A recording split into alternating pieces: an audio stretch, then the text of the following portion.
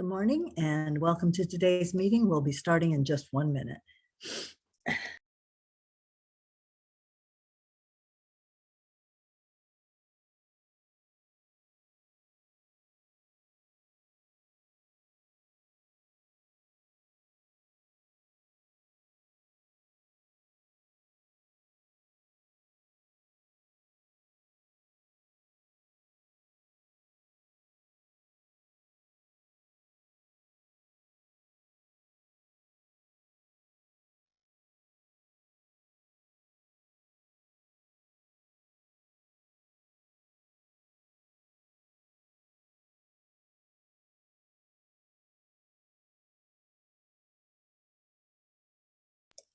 All right, we'll go ahead and get started, and welcome to our first state and federal programs directors meeting for 2022. The slides, the link to the slides is in the chat, so you'll find it there. I'd like to welcome you and introduce our team. You'll be joined today by our coordinators, Adrian Balcazar, Rachel Garcia, Debbie Cano, and Jeannie Keith. We also have two new coordinators I'd like to introduce who are joining us, Helen Choi and Anita Lomeli, and you'll be hearing from them in future presentations. So we're excited to have expanded our team.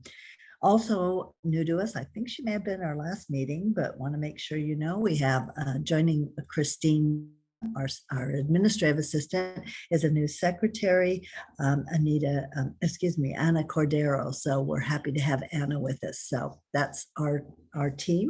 And as I said, the slides are posted in the chat. We will be posting a recording of the presentation for you. You can find the recording of this sometime after the session. Give us time to get that up.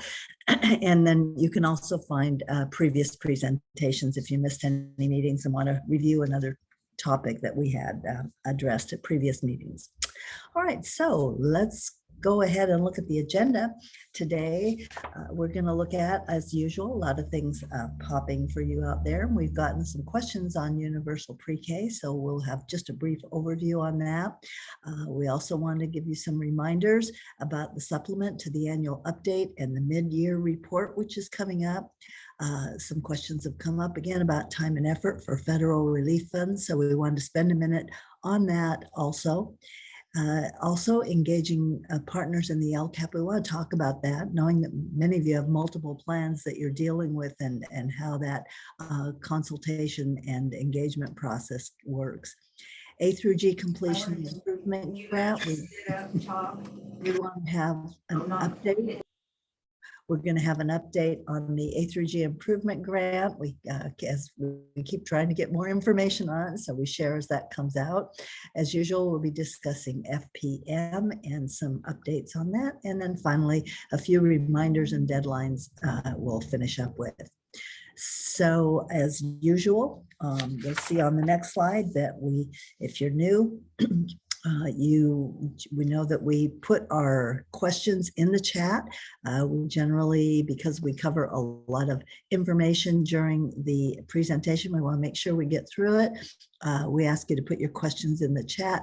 If there are some that we can answer, we'll do that. But in most cases, your questions require more detailed answers and require us to do a little research. So we get out a Q&A to you after the meeting. So all your questions are included in that Q&A, and we respond to them after the meeting.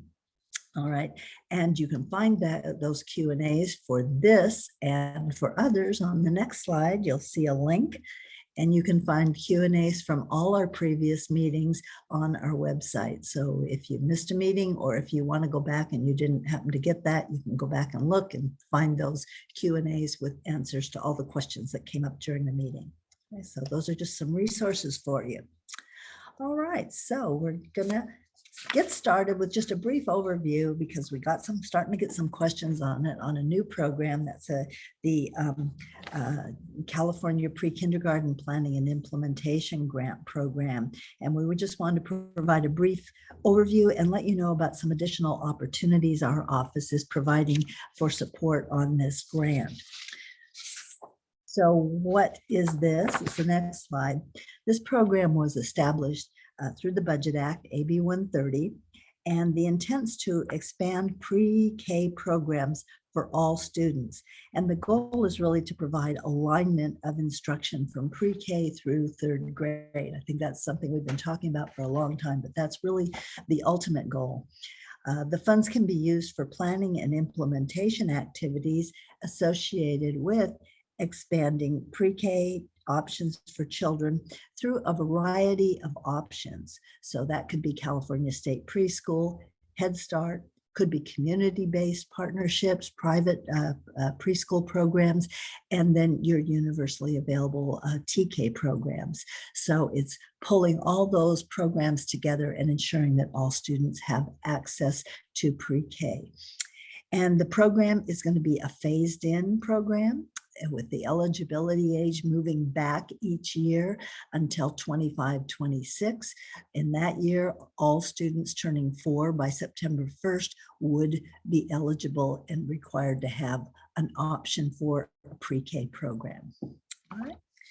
So on the next slide, we're just looking at how that might look. There are a variety of ways, and that's what your plan, which we'll talk about in a minute, needs to talk about. How are you designing that program so you're more sort of using all those various options and organizing them so all students have access to pre-K. So you've got Head Start, you've got state preschool programs, community-based programs, you've got your own TK programs. So this doesn't mean that the district is responsible for providing all those services, but it is responsible for ensuring there are options. And then the district program sort of becomes the sort of catch-all piece. So if students don't have other options, there needs to be a district operated option for them. So it's really organizing all those options to make sure everyone has a choice and has access. All right, let's look a little. So the funding, there are several funding sources to support this, this process. The first is base funding that's available to all schools that are offering kindergarten programs. These are non-competitive funding. It's based on your kindergarten enrollment from 1920, plus some additional funding based on your number of unduplicated pupils. So that kind of gives you an idea where the base funding comes from. In addition to the base funding, there are 2 competitive grants. One is for professional development and increasing the number of highly qualified teachers. So that would be one you would have to apply for separately. Another of the competitive grants is a facility grant for new classrooms. However, it does not allow for purchase of portables. So it needs to be just facilities for classrooms. All right, then there's a plan, of course. This is the group that's used to there being a plan. So to receive the funds, LEAs have to create a plan. And essentially that plan describes how all children in the LEA will have access to pre-K with either through the district or other programs. And it also addresses the expanded learning program. So this requires that pre-K students have access to your expanded learning program options. The plan has to be presented to your local board. It doesn't appear to say that there's an approval. It just needs to be presented to the board, but by June 30th, 2022. So the plan is presented subsequent to that. Can we ask you to put your mics on mute, please? Thanks. Yes, are they a current student? Okay, the plan has to be developed, as I said, by June 30th. And then CDE has developed a planning template, and that went out to districts. If you don't have it, let us know, but it's a template, and it includes some recommended and required questions that should be included in the planning process. And also there is a survey addressing the plan requirements submitted to that's going to be submitted to CDE after July 30th. So sometime after July 30th, you'll get a more in-depth survey addressing some of the questions in the plan. And we can post that template on our website. Yes, I saw a question about that. Absolutely. All right, so a plan by June 30th. What can you use the funds for? These are just some of the uses of funds. You can use them for planning. So as soon as you get them, you're going to have some time spent in terms of planning the program. You can spend on that. Hiring and recruiting costs are included. Staff training, PD for teachers and other staff. Also classroom materials and supplies. So a variety of use of funds that you can use those the funds for, the base funds. So that was a quick overview, but we want to let you know about another opportunity available through LACO.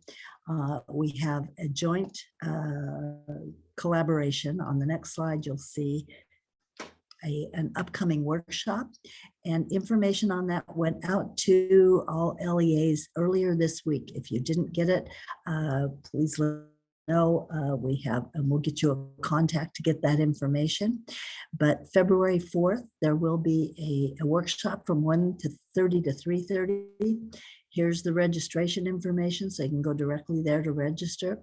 And that was going to be an overview, but a more in-depth overview than you just got right now. So a lot of the questions that I'm sure are up in the chat will be answered in that session. In addition to that, LACO is planning to have some additional sessions that are based on the particular areas in the plan. There are focus areas in the plan, and they'll be looking at having follow-up sessions on each of the focus areas. So if you have a particular interest in the area, want more information, there'll be a follow-up on those focus areas subsequent to this overview session, and information will be provided at the overview session about those follow-up. So keep your questions. This is the place and a time to ask them, and we're happy to help you, but we do have more people at LACO working on this. Okay, so I'm going to now turn it over to Rachel, and she's going to talk about something that is even closer in timeline on your plate, the supplement to the annual update. Rachel? Thank you, Bonnie. Good morning, everyone. So we've received several questions about the LCAP supplement to the annual update and the mid-year report. So we just wanted to highlight some important reminders on this topic. We also provided a more in-depth presentation on the supplement and mid-year report back in December, and have included a link to that workshop at the end of this section. Next slide, please. So as a result of Assembly Bill 130, Section 124, LEAs are required to present an update on the annual update to the 2021-22 LCAP and budget overview for parents on or before February 28, 2022, at a regularly scheduled meeting of the governing board. The 2021-22 Budget Act and Federal American Rescue Plan Act, as well as other state and federal relief acts, have provided LEAs with a significant increase in funding to support students, teachers, staff, and their communities in recovering from the COVID-19 pandemic, and also to address the impacts of distance learning on students. And so this update is meant to ensure transparency on the use of these funds, as well as the status of implementation and effectiveness of services provided. Next slide, please. This slide highlights the 4 components that must be included to the presentation to the local governing board by February 28th. So the first required component is the supplement to the annual update. And this is the only component that has a required template that must be used. The next requirement is a report on available mid-year outcome data on all metrics included in the 2021-22 LCAP. The third component is an update on the mid-year expenditure and implementation data on all actions included in the 2021-22 LCAP. And the last component is an update on the budget overview for parents based on the additional funds received by the LEA. And as mentioned, the only component that has a required template is the supplement. For the other components, there is no required template or format that LEAs must use. So that means LEAs have the flexibility to choose what works for them based on their local context when presenting the other components to the board. Next slide. So here we see a screenshot of the required CDE template that LEAs must use for the supplement. And the template includes 5 prompts as well as instructions for completing each prompt. And we've included the link to the template on the slide. Next slide, please. So here we see a list of what is not required for the February presentation. So LEAs are not required to revise the 21-22 LCAP or budget overview for parents for this presentation. And also a public hearing or board action is not required for this presentation. And then again, as mentioned previously, there's no required template or format when presenting the mid-year outcome, implementation, and expenditure data. And so just to summarize, this is a local report that should be presented in a way that's both meaningful and comprehensible to your board and educational partners. Next slide, please. So here is a timeline for the supplement and mid-year report. So at this point in time, LEAs should be collecting available data on LCAP metrics, implementation, and expenditure data on LCAP actions, and also preparing for the presentation. Then by February 28th, LEAs need to present the update to the local governing board. And lastly, by June 30th, LEAs will need to submit the supplement to the county office as part of the 2022-23 LCAP. Next slide, please. So here we see a graphic of the components of the 2022-23 LCAP to be submitted by June 30th. So you can see the supplement will be included as part of this LCAP submission. Next slide, please. So again, as mentioned, back in December, we hosted a workshop focused on the supplement and mid-year report. And so here we've included a link to the PowerPoint, as well as a link to the recording of the workshop, and also some other resources, including a sample board presentation that LEAs can adapt. And we've also included a link to the CDE's PowerPoint from their Tuesday at 2 webinar on the supplement. Next slide, please. And so here is just a reminder regarding our LCAP workshop day 2, and also the topics that we'll be addressing at this workshop. And so we just wanted to note that the date has changed. So the new date is February 17th at 3 p.m. And the registration is also provided on the slide in case you need to share it with others who may need to attend. If you attended day 1, you've already registered and don't need to register again.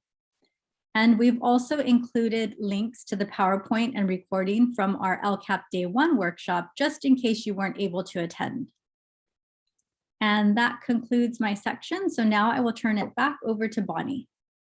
Rachel, before you go, a question came up, but districts don't have a board meeting scheduled, a regularly scheduled board meeting. Should they be doing a special board meeting to get this done by the 28th? I think we may have to check on that. I know the legislation states a regularly scheduled board meeting.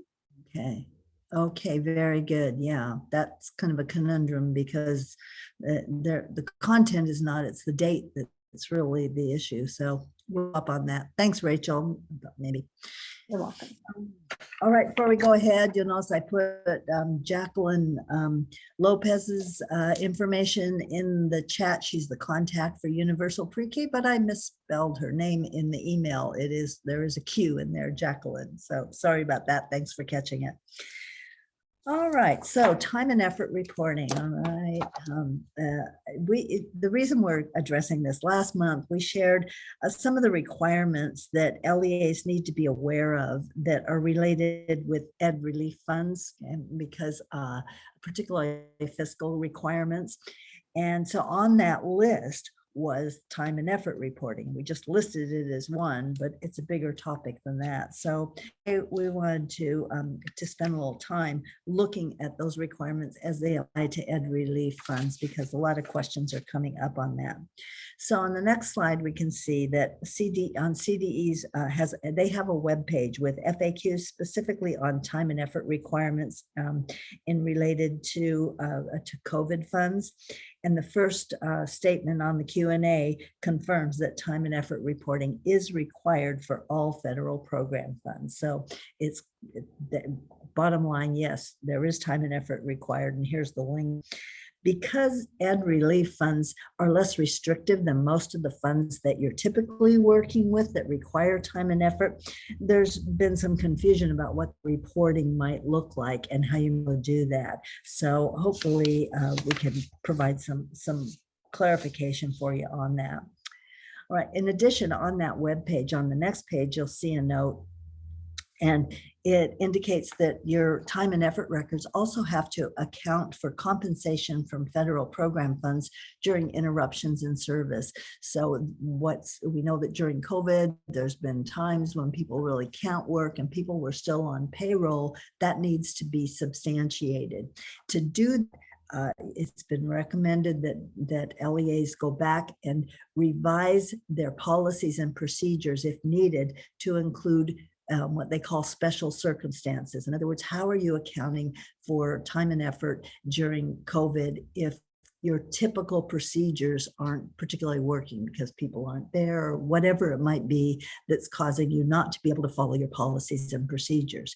Because that's the requirement, is that you follow your own policies and procedures. So if you need to change them to absences or times when people couldn't work, then that's what that's about.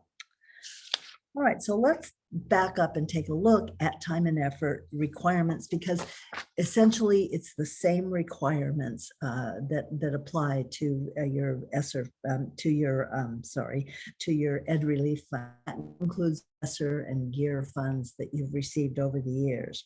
So just a few reminders about time and effort reporting. First of all, just a reminder, time and effort reporting is different from timesheets, because time and effort reporting needs to demonstrate not that employees were at work, but what they did during the time they were at work and how what they did supported the federal program.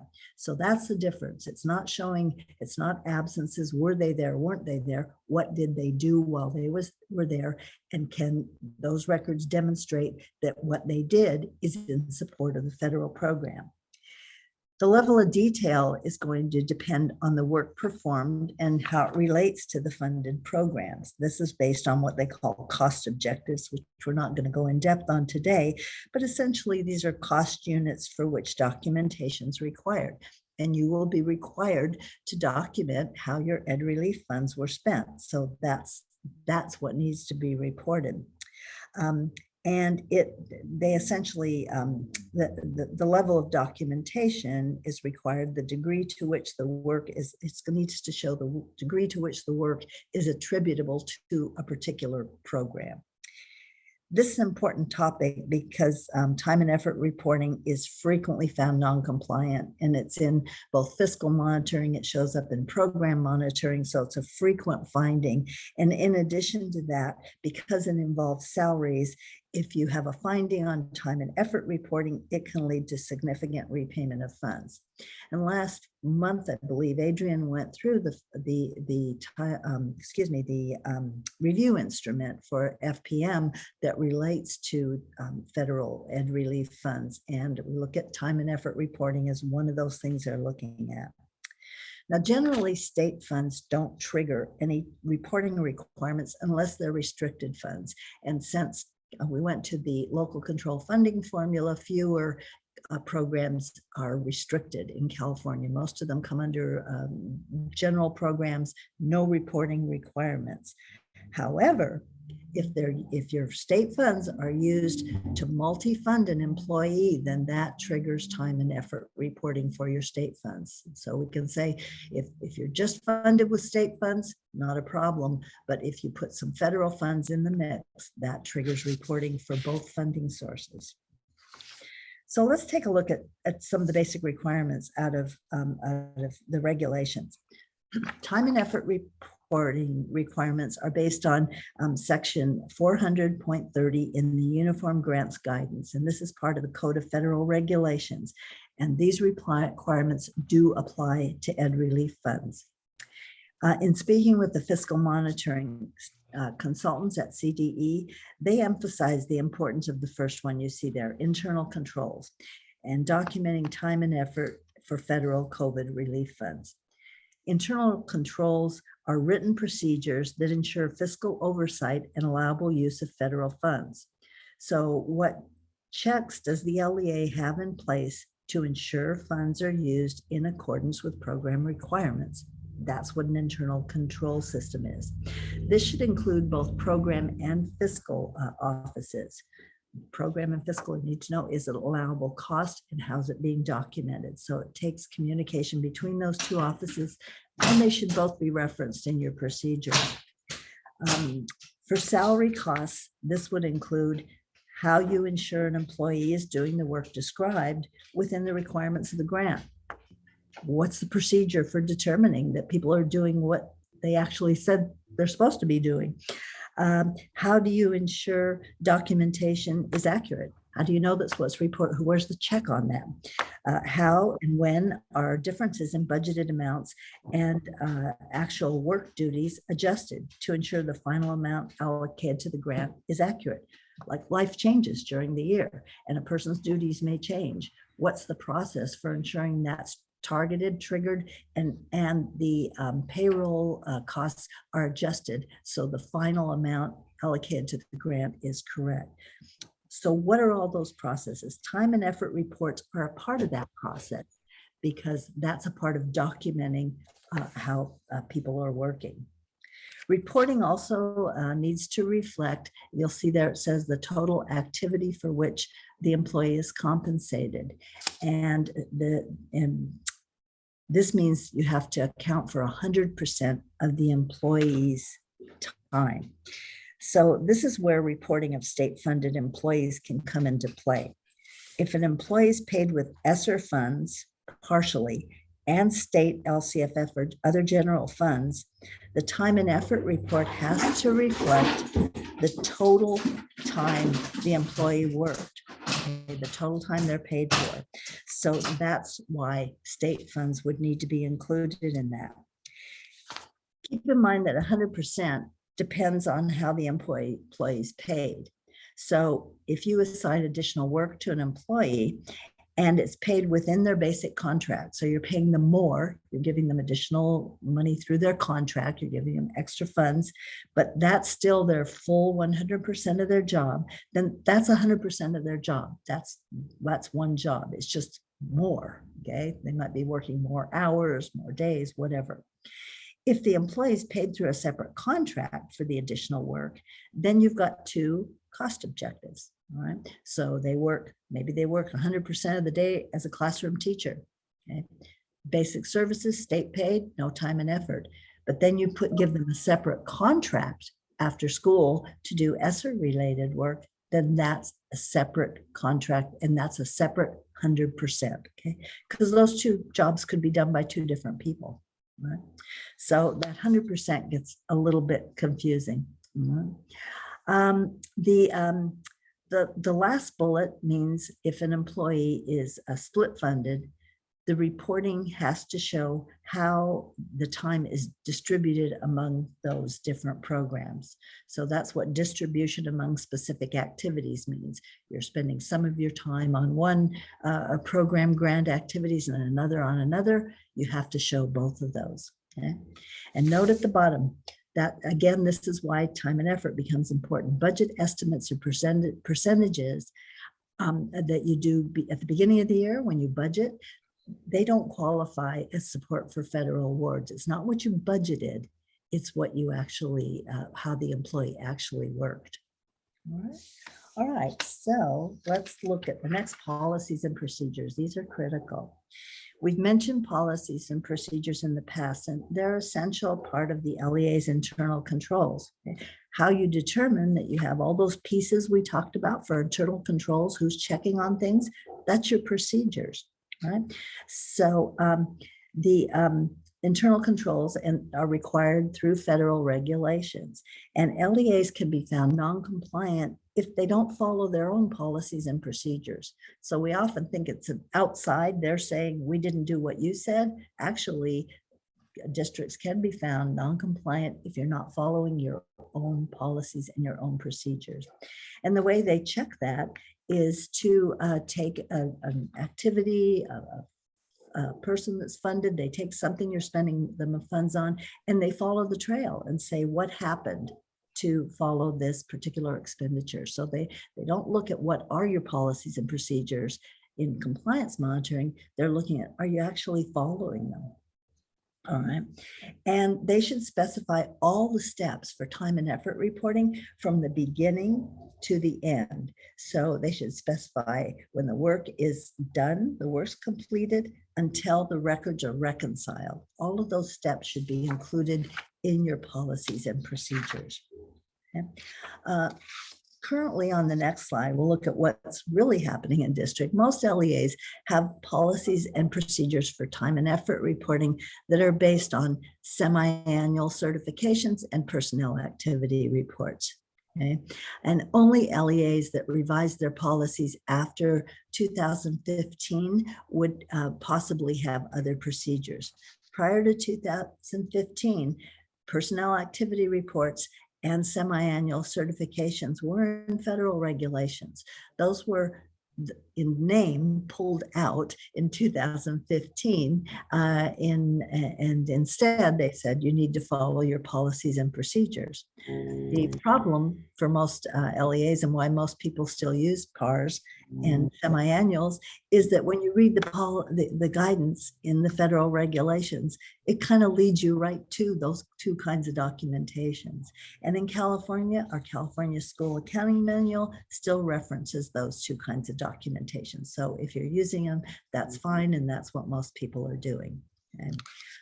And again, as we mentioned earlier, LEAs were encouraged to revise their policies with the impact of COVID to address any special circumstances that needed to be changed. All right, so let's look at ed relief funds. Because these funds are subject to the same regulations as other federal programs, you should basically follow the same procedures you have for other federal programs. The bottom line is you need to make sure you have documentation and processes in place for employees paid with federal ed relief funds to ensure you can demonstrate they're providing services as described and that are allowable under the funding source. Okay? That's the bottom line. Let's look at multi-funded employees. So if employees are split funded with federal ESSA funds, okay, so Title 1, 2, 3, 4, one of those, you'll likely need a more detailed reporting, like a PAR, because in most cases that would be considered multiple cost objectives because you can't fund an employee 100% from either of those funding sources. So you can't pay, for example, if you have an employee, a Title I aide, and you decide they're going to do contact tracing, you can't do that. You can't pay for that with Title I. So that would trigger a personnel activity report because they're working in, you have to document two different funding sources. But say instead you decided that in response to learning loss, you wanted to provide additional time, maybe for your instructional assistants to work with students to address learning loss because of COVID at your Title I schools, and those assistants are included in the school plan. That's been approved based on a needs assessment, and what you're doing is extending that time. Then if you look at that, you could pay for that with either one of those. You could pay for that with ESSER funds because it's addressing learning loss, so you could pay for the whole thing, but you could pay for it with Title I because it's a Title I paid and an assistant in the school plan serving the Title I program. So in that case, you could pull those two together. If an employee, if an employee is working with state LCFF funds and ed relief funds, you're likely going to need less documentation because in many cases, you can pay for the same thing with either funding source because the two are in many ways similar. Okay. However, Ed Relief Fund has a broader allowable use of funds. Okay.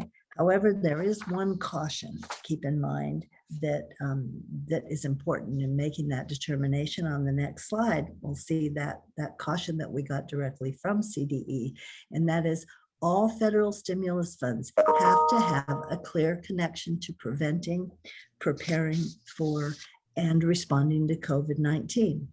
If they don't, the expenditure is not allowable. Okay.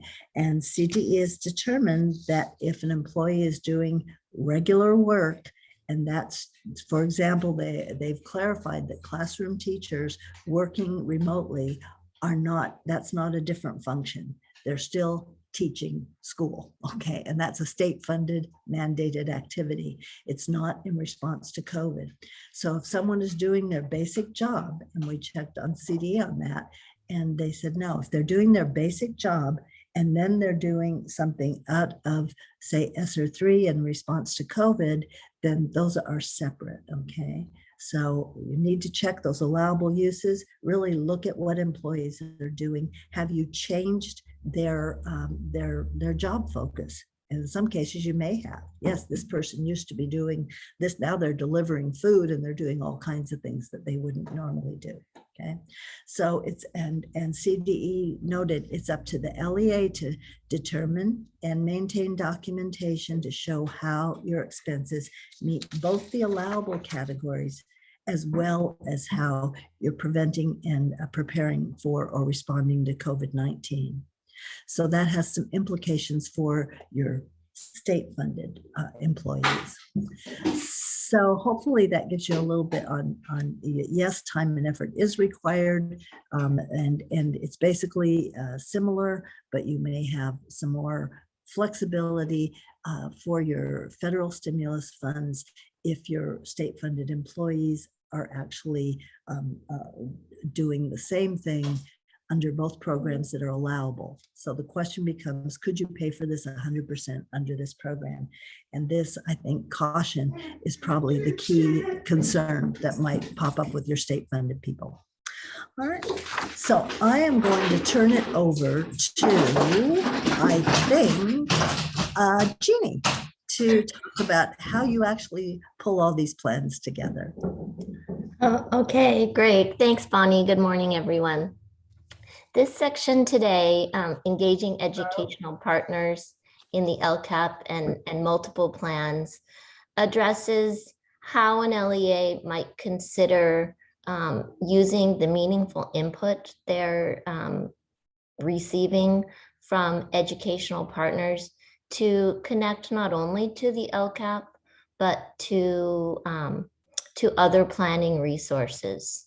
So, as you know, the annual process of developing and annually updating the LCAP supports comprehensive strategic planning. And this planning connects budgetary decisions to multiple state and local outcomes. And these address conditions of learning, pupil outcomes, and engagement, which is addressed through the 8 state priorities. And so per the LCAP instructions, LEAs are encouraged to keep at the forefront of their strategic planning and educational partner engagement functions, how the LEAs using their limited budgeted resources to respond to TK through 12 students and community needs and address any performance gaps and meet their obligation to increase or improve services for their foster youth English learners in low income. So that's a big charge as it is. At the same time, everything an LEA does may not be included in the LCAP. So in addition to LCAP planning, an LEA should consider how the input from educational partners aligns with and can inform planning in multiple grants so they can provide a strategic set of resources that complements what's included in the LCAP. So now we'll go to the next slide. I kind of set the context. Stay on this slide, the purpose of, yeah, you're in the right place. Thank you. And so understanding the intent and purpose of multiple funding sources is key to supporting an LEA to determine how they're going to complement what's in their LCAP. And so in terms of engaging stakeholder or engaging educational partners, when the process for determining the needs is inclusive and meaningfully engages educational partners in understanding state and local data and input from educational partners, it provides a context for the LEA to best determine their course of action to address specific needs. Meaningful engagement with educational partners supports informed decision-making that responds to locally identified needs. So given that engagement provides an essential perspective in decision-making, it also supports LEAs to prioritize available resources to address their needs. And while an LEA's engagement process seeks input that connects to the needs that are identified and addressed in the LCAP, this input can also support planning connected to how the LEA may use additional resources to complement what is addressed in the LCAP. And so a key idea to consider is to leverage the use of multiple funding sources and grants available to address specific needs. It's critical to ensure that educational partners understand that their input first informs the annual process for the LCAP and also informs decision-making about additional resources available to further address specific local needs. So key to this concept is that the LCAP is the foundational plan. And so as LEAs are seeking input from their partners and engaging them to reflect on the implementation of their LCAP actions and expenditures, it's important for the engagement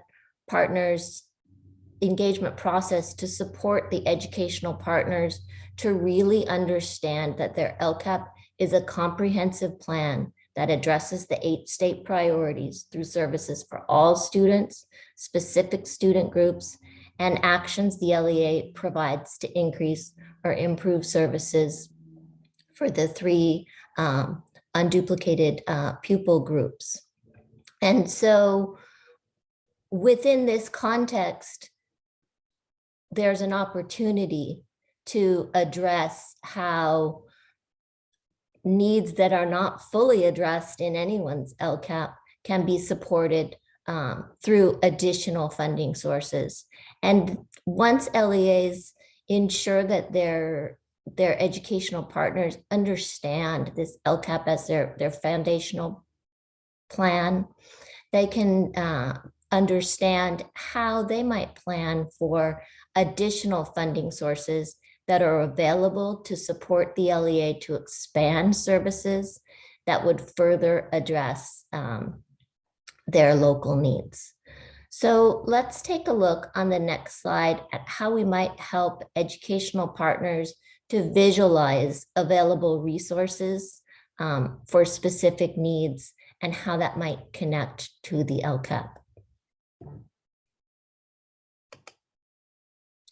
This slide provides a visual organizer, and it's not a complete organizer. It's just a frame for an organizer that reflects the LCAP as the foundational plans and includes grants at the top that can enhance the actions provided in the LCAP. This illustration of providing a visual suggests providing for your educational partners a visual so they can see the connection between what's included in their foundational LCAP plan and how they might further address their needs using additional grants. So providing a visual of some sort at the multiple engagement opportunities and engagement activities for your educational partners, where they're providing input and engaging in dialogue related to local needs and equity of outcomes, is really important, because this allows your educational partners to see that their input may also inform additional services that the LEA can design through the use of additional resources beyond what they have included in the LCAP. Key to the information that is shared is that it clearly indicates the purpose and intent of each of the grants, so educational partners understand areas where the LEA can plan additional supports beyond what is included in the LCAP. And so while this process for understanding the needs is inclusive and meaningfully engages educational partners in understanding their data, it also provides a context for the LEAs to use when considering what they will do in order to address specific needs in the coming years. So as LEAs reflect on their current implementation of this year's actions and expenditures in their LCAPs alongside their educational partners, they position themselves for making informed decisions about how effective their implementation is. And this informs what they may continue and where they make course corrections to address their needs in the LCAP for the coming year. Of course, this process will identify areas of need that would also benefit from additional resources beyond what the LEA has planned to provide with the resources they've included in the LCAP. So clearly providing this connection between the foundational plan and the additional grants that are available to complement what's in the LCAP is key when engaging your stakeholders and helping them to see that their input not only connects to the planning that they're doing in the LCAP, but also to planning to inform additional resources and actions that they can provide. So on the next slide, we can take a look at some things to consider when sharing information about additional grants with your educational partners. And these are just broad categories that you may consider sharing so that your educational partners can see where the grant connects to specific needs, and then they can connect those specific needs to needs they may have identified in their community. So some things to consider sharing are the intent and purpose of the grant, the grade level for the grant. Are there particular state priority areas and targeted outcomes intended for the grant, such as ADAG completion rates, pre-K opportunities and school readiness outcomes, expanding teacher effectiveness? Are there improved outcomes for specific groups of students? And does the grant apply to specific student groups? Does the grant addressing the impact of learning loss? Perhaps, does the grant address supporting the social and emotional needs and mental health needs? These are some things that are key categories that are included in some of the recent grants that are available to support LEAs to enhance and add on to what is in their LCAP. So the key idea here is that you're informing your educational partners about the specific intent and purposes of each of these grants so that they can see where their input may align and support designing actions beyond what's in the LCAP. And then finally at the bottom, just to kind of summarize, how does the grant connect to what is already included in the LCAP? And something to consider is, are there actions in the LCAP that you may have found to be particularly effective, but you may have only provided on a limited scale due to the amount of resources you had available? So you might consider how actions that are being effective might be expanded through the use of additional grant resources. And with that, I'm going to turn it over to Debbie, who's going to provide some additional information on the A-to-G Completion Improvement Grant. Thank you, Jeannie. Good morning, everyone. Okay, so we're going to again review some information, new information in the A-to-G Completion Improvement Grant. Next slide, please. So remember, the A-to-G Completion Improvement Grant is described in Ed Code 41590.A, and it allocates $547+ million for A-to-G completion. And it is divided into 3 categories or sections.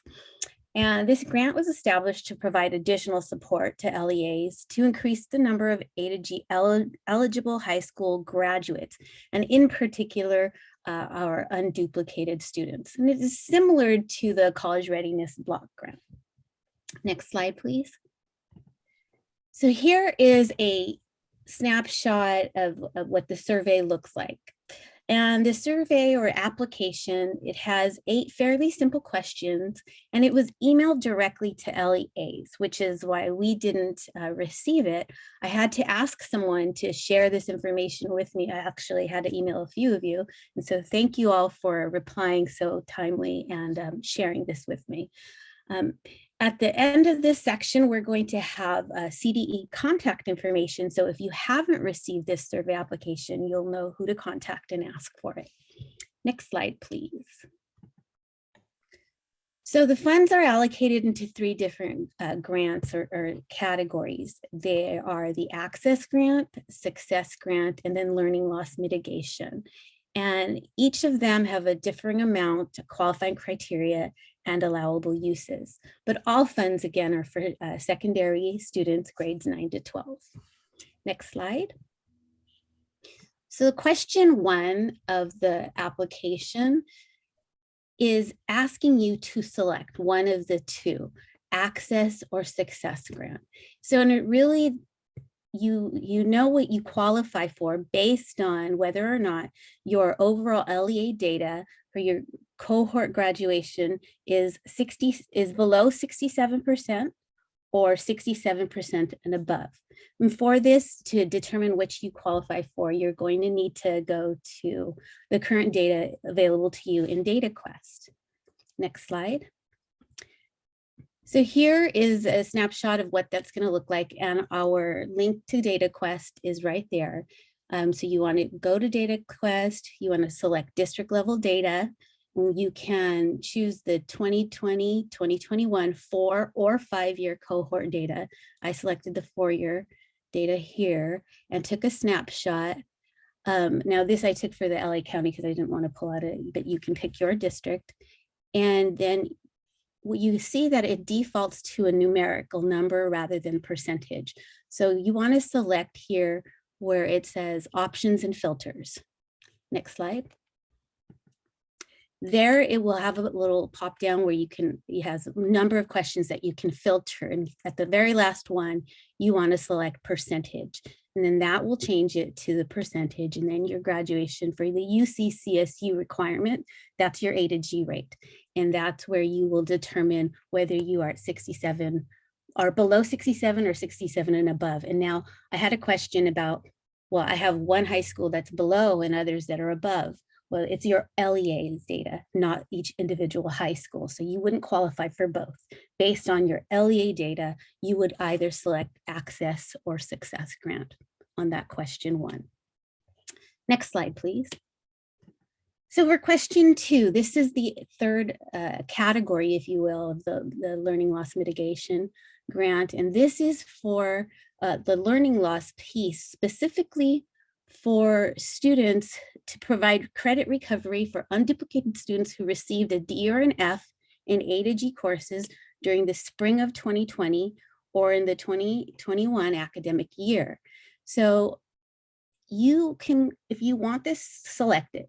Now the criteria will be determined based on, I'm assuming, the number of people who apply for it, and then based on your CalPADS fall 1 submission on your D to F reports.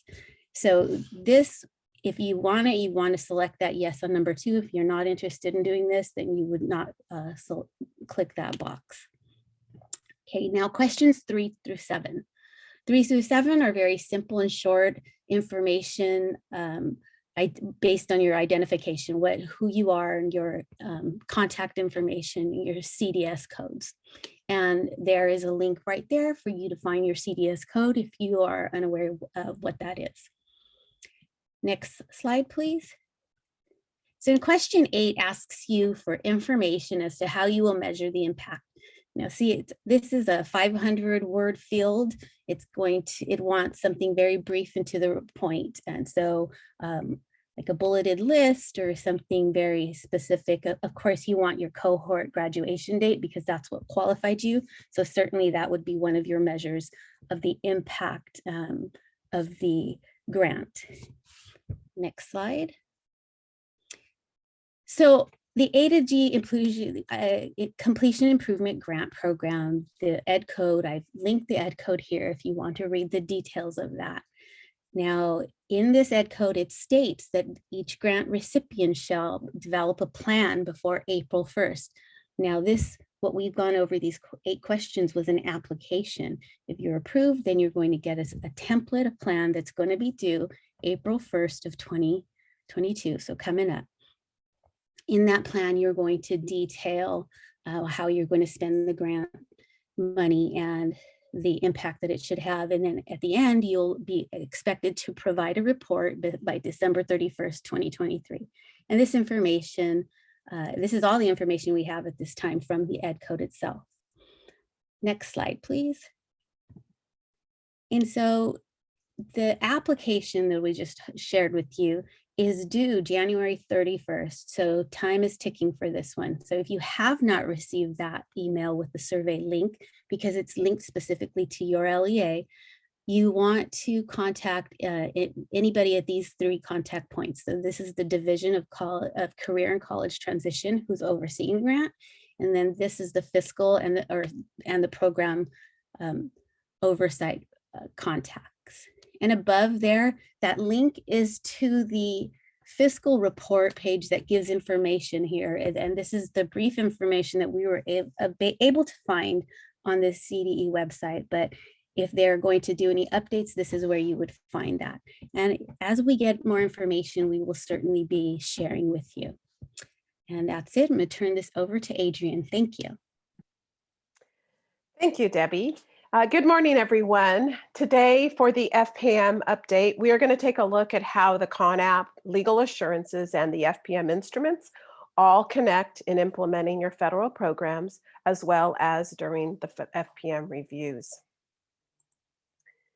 Before we get started, just a quick recap. The CDE provided FPM virtual training this past August, December, and earlier this month on January 6th and 7th. And as we shared at prior meetings, all the FPM presentations and resources from these 3 virtual trainings are in the CDE box. But today I just wanted to bring your attention to a revised link in case you tried to access the box recently and you couldn't, because that happened to me. So I just wanted to pass along that information to you. So let's get started.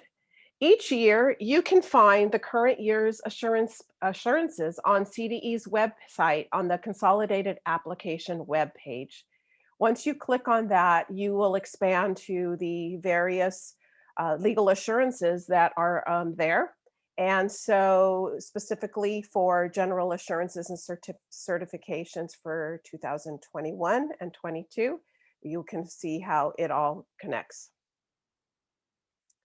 So as you know, when you submit your consolidated application, the superintendent or the designee signs the legal assurances. And by this signature, the LEA is committing to ensuring that all of the legal assurances that apply to the federal programs participated in will be followed. We shared this slide last month because we want to emphasize that this is where all your work begins. The first two general assurances apply to all federal programs, but the other assurances apply to the specific title programs that you are participating in. So my question to you this morning is, are you familiar and grounded in the general assurances as well as the specific title program assurances? So let's take a closer look at a few assurances in the general assurances and certifications for 2021-22. In this assurance document, there are 28 items that need to be followed. So if you look at number 10,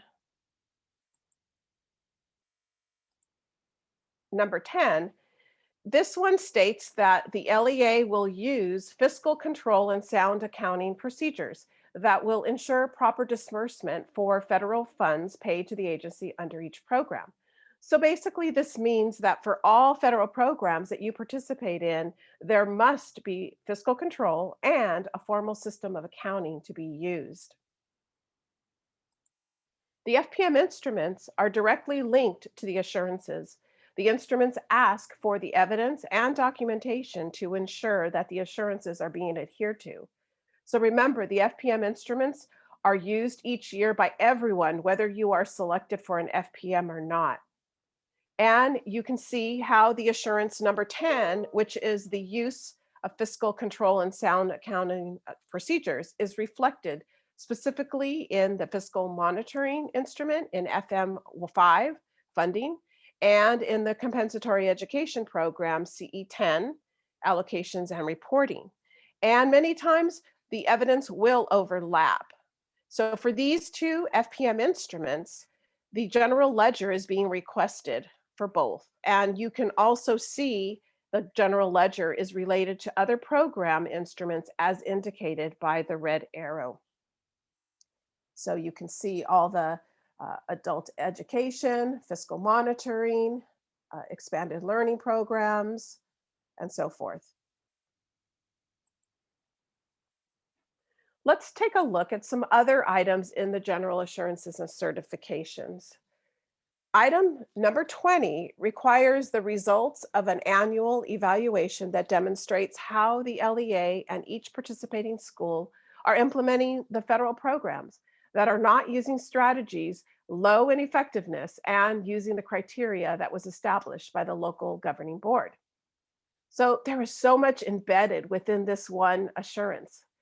There must be an annual evaluation of the strategies, actions, and services. And then also these actions and strategies and services must be highly effective, and that the local governing board must establish the criteria. So there's, like, again, so much embedded in all of these. And then the second one here on the slide is number 27. And hopefully this is not new to anyone. It states that if you are a federal grant recipient, subrecipient, or a grant personnel, texting while driving is prohibited while driving a government-owned vehicle or a privately owned vehicle during official grant business. So again, it's important and imperative that you as state and federal programs directors, that you're familiar and with all of the assurances. And so my question to you this time is everyone at your LEA or charter aware of this executive order that came out regarding reducing text messaging while driving? So again, just wanted to kind of show you the extent to what is addressed in these assurances. So with these pages of assurances that must be adhered to, to every single person in your organization, you couldn't possibly have them all memorize the assurances in order to follow them. So how does the LEA ensure that all the legal assurances are being adhered to? So the answer is to create processes that intentionally address the legal assurances. This process is accomplished through your policies, procedures, and internal controls. Your policies are the stated goals in a specific area of your organization. The procedures are the steps to achieve that goal. And your internal controls are the established effective systems that ensures that your policy and procedures are being followed. And there are many benefits to having policies, procedures, and internal controls. Your policies will provide the purpose to everyone in the organization. It will also provide and outline the guidelines, and it will ensure that the LEA is complying with the legal federal requirements. Your procedures, these provide step-by-step instructions that are to be followed. It also avoids any duplication of effort because everyone is doing what they need to do and knows what they need to do. And during a review, it's vital to federal compliance because the CDE reviewer will want to see evidence that your organization is actually following your own procedures, as Bonnie had mentioned earlier. And lastly, internal controls are extremely important because this will allow the LEA to ensure that they are following their own procedures.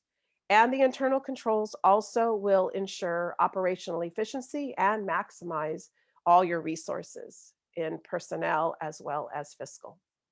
And most importantly, it ensures that there is no fraud or misuse of funds happening in your organization. So as you reflect on your own policies, procedures, and internal controls, here are some best practices for checks and balances. Do you have strong internal control? These are key. If internal controls are weak, then how can you ensure that your policies and procedures are being followed? More than one person should be reviewing how federal funds are spent. So this means expenditure requests should not be sent directly to accounts payable. Who reviews the allowability for each expenditure?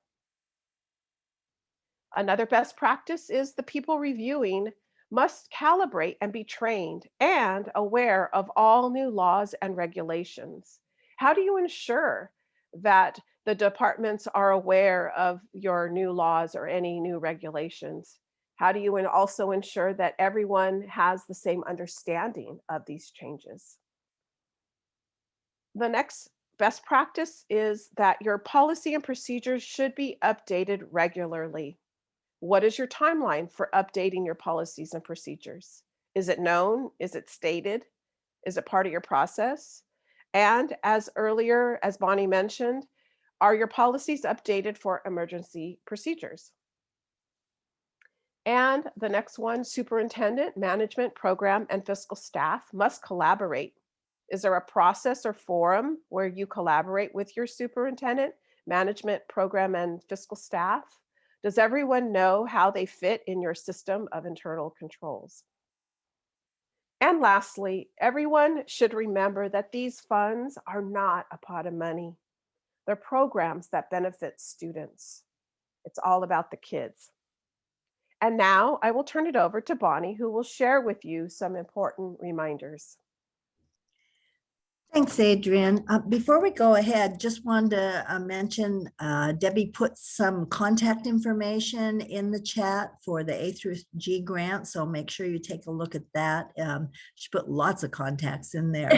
And we've also been getting, I noticed some questions. There's some confusion on the survey versus the application and what those are. And so Debbie offered to kind of try and clarify that. Debbie, thanks. Sure, thanks, Bonnie. Okay, so I did take this from slide 46, in contact information, but I forgot to add program or fiscal, who those contacts were. But those emails are there. You can email them. If you have not received your survey, you should have as an LEA. And the survey or application, that's used interchangeably. And you're right, it does not state that on the CDE website that it's not available.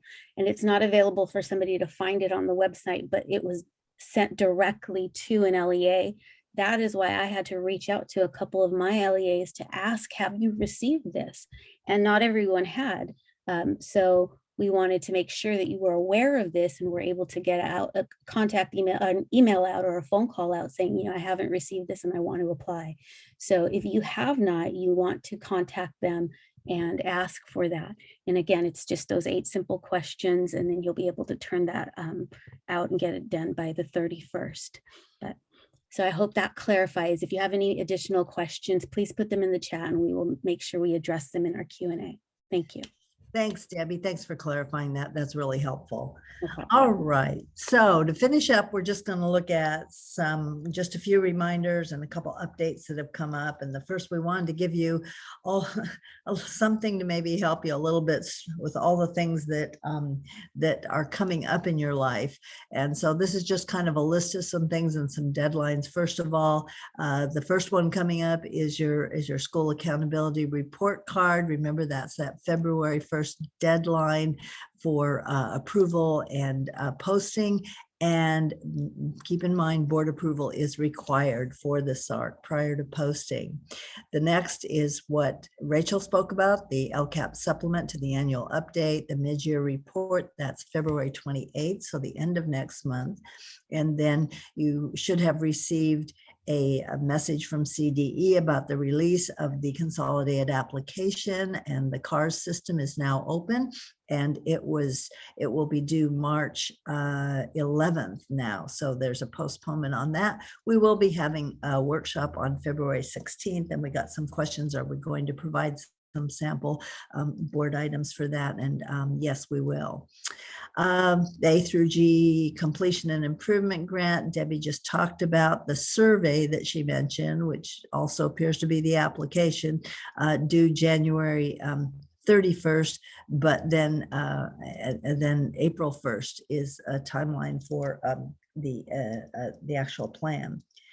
The expanded learning opportunities program plan, and that one is another one coming up.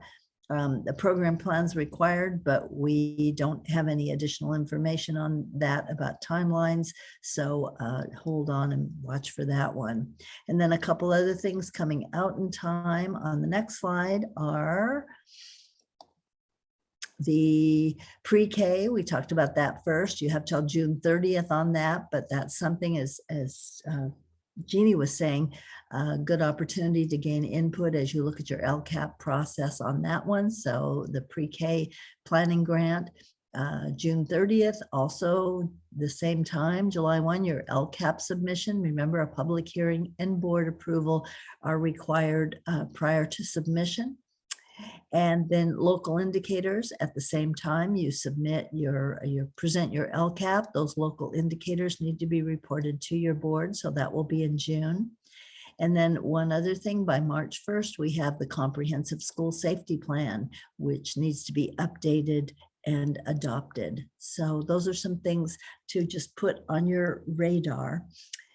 And then a couple things that have come up that we just wanted to let you know about. We just got information on the next slide that the Comprehensive Support and Improvement School office has just posted the current status for CSI, ATSI schools.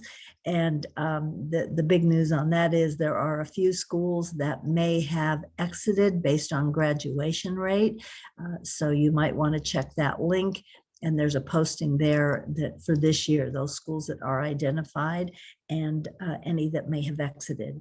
And then also a reminder just came out that February 1st, there is opens the timeline for submission of the reporting window for CSI grants. So if you had a 1920 or 2021 CSI LEA grant, then you need to report. If you haven't closed out those funds, if you've closed it out, that's great. But if you haven't closed out, report that the funding for that, you need to report it And that would encompass October 1st of 21 through the end of January. So expenditures need to be reported.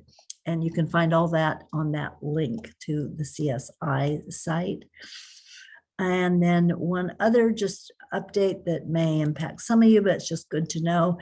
A notification came out from the CDE in December about a change in the bid threshold for grants. It's not huge, but this is something annually. The state, there's in law, there's a $50,000 amount that is required for bids, and that's adjusted annually. And last year it was $96,700. This year now it's $99,000. It went up. So what that is that you have to go to bid for those items, and bids are required based for federal programs, particularly based on federal requirements. So just to know that there's a link to that communication if your business office didn't get it, that there was an increase in the bid threshold. So. And I think that's probably enough for now, right? Until next month. Our next meeting is February 24th. And we will be posting. I know people asking when, as soon as possible, we'll get the recording up. And then we will also get the Q&A back out to you. And I'm sure we'll hear from some of you between now and then, but otherwise we'll see you on February 24th. And please put any additional questions you have in the chat, and we'll do our best to get back to you on those. Thanks so much. Always good to see you, even if it's only in name only. All right, take care.